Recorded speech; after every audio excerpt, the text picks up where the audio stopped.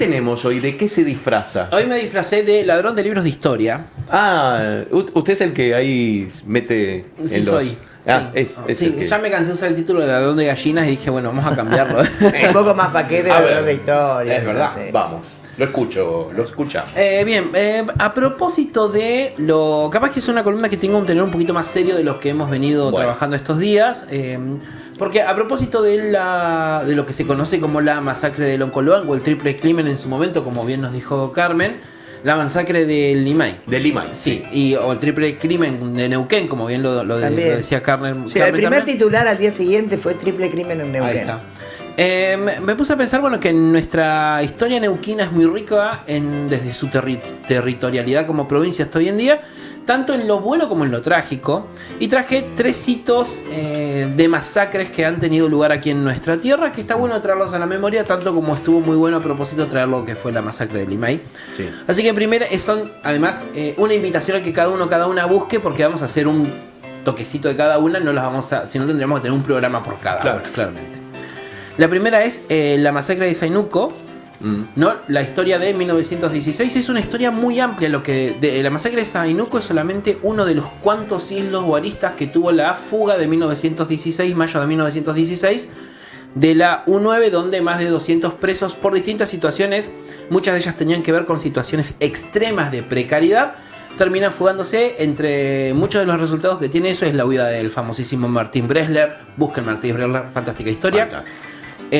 Fue lo que terminó con la muerte de uno de los hermanos del doctor Plotier, y entre medio de todo eso también termina con la muerte de 8 presos que, huyendo de las partidas policiales lideradas en este caso por Alberto Stout, terminan en lo que se llama la Pampa de Zainuco, un lugar que actualmente está ubicado entre Villa Pehuen y Zapala sobre Ruta 13, más cerca de Villa Pehuen que de Zapala, donde fueron detenidos 16 personas luego de un tiroteo, 16 prófugos luego de un tiroteo. 8 de los 16 se rinden, se entregan a las fuerzas policiales. 8 son subidas a un camión de la época. Recordemos que en 1916 los caminos no eran lo que son hoy.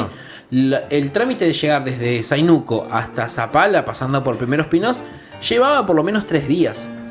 Entonces suben 8 presos, que son los que entraban dentro del camión, los trasladan hasta la división policial de Zapala, y como el oficial que estaba a cargo de Alberto Stout no tenía ganas de esperar la partida de vuelta, fusila a los 8 presos en el lugar y los entierra en una fosa común, que luego peones de los campos de Félix San Martín claro, encontrarían ahí, darían aviso a las autoridades, no solamente a las autoridades, sino al mismísimo Abel Charenton, que en ese momento estaba liderando el periódico el Neuquén.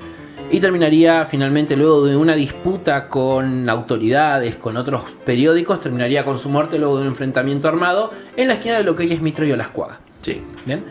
Esa es la primera. El lugar se puede visitar, es un lugar de veranada de los pueblos originarios. Y tiene solamente, hay un monumento, tengo entendido ahora. Cuando yo fui, hice una crónica para otro medio, había solamente una cruz de hierro muy vieja y la fosa común donde estaban los tipos enterrados. Sí, que fueron asesinados a sangre fría, ¿no? Como asesinados a sangre fría. Atrás de la nuca. Exactamente, el último de ellos tenía 16 años, el octavo, y fue asesinado a golpes de culatazo en la cara. O sea, con toda la hazaña y el horror. Qué horror. Sí, está bueno tener en cuenta esto porque la escuela o sea, el lío, se me escapó. El lío... Nadie lo escuchó. Nadie lo escuchó. El lío judicial que se armó con respecto a esto terminó en que se ascendió a Alberto Stout para sacarlo del eje de la polémica. Y es el nombre que tiene la escuela de cadetes de suboficiales de la policía del Neuquén. Revisión histórica. Bien. Es todo lo que diré. Segundo... Matanza de Loncoloa. Sí. Esto fue en 1978, fue relatada por el padre Francisco Calendino en una de sus cartas, ¿Dónde está tu hermano? Allí, en pleno gobierno de la dictadura militar, los años de plomo, en un lejano paraje llamado Loncoloa, actualmente existe una comunidad mapuche que tenía entre sus integrantes uno de los miembros de la iglesia pentecostal, realiza un exorcismo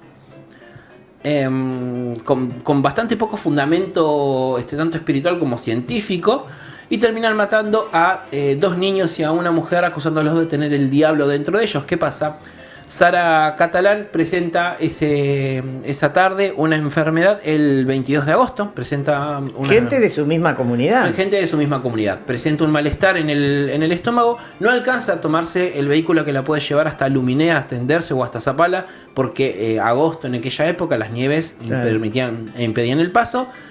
Es atendida por el religioso de la iglesia pentecostal que estaba ahí en el lugar, quien dice, ¿saben qué? Sara en realidad lo que tiene es una posesión. Entran todos en un trance de delirio místico, es golpeada con ramas y palos, y al ver que el demonio no se le salía, le pegan con un fierro en la cabeza y la matan.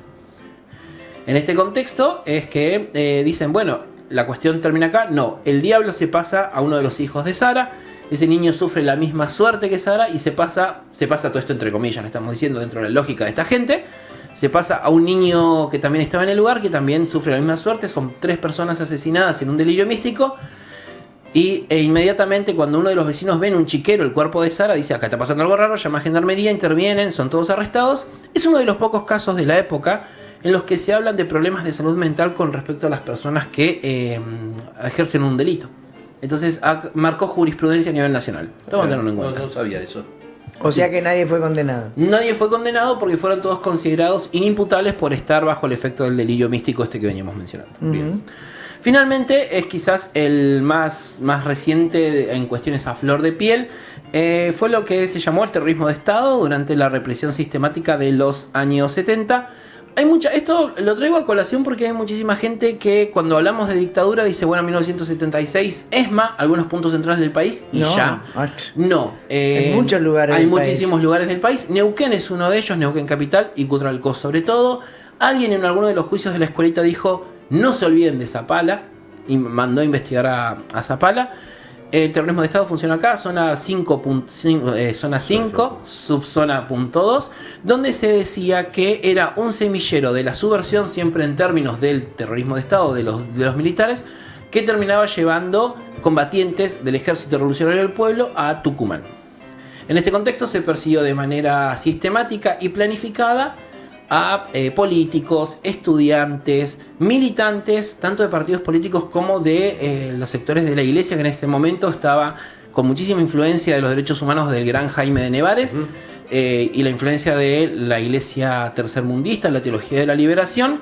Era visto también como un foco de subversión. Entonces muchísimas personas fueron desaparecidas, secuestradas, torturadas, muchas de ellas desaparecidas no han vuelto, y además originó, entre muchas otras cosas, la fuerza de lo que fue las Madres de Plaza de Mayo que participaron acá. Lo traigo a colación también en un humildísimo homenaje a nuestra queridísima Lolín. Que ha partido hace poquito. Me acordaba también de Margarita Belén, la masacre de Margarita Belén, allá creo que en la zona de Chaco, Formosa, ¿no? Más o menos. Claro. O sea, como para ver cómo la dictadura llegó a todos lados. La muerte del obispo Angelelli, el atentado que quisieron hacer pasar como un accidente automovilístico. Y no fue reconocido hasta no hace mucho tiempo que se trató de un atentado. ¿En Chubut fue la masacre del aeropuerto?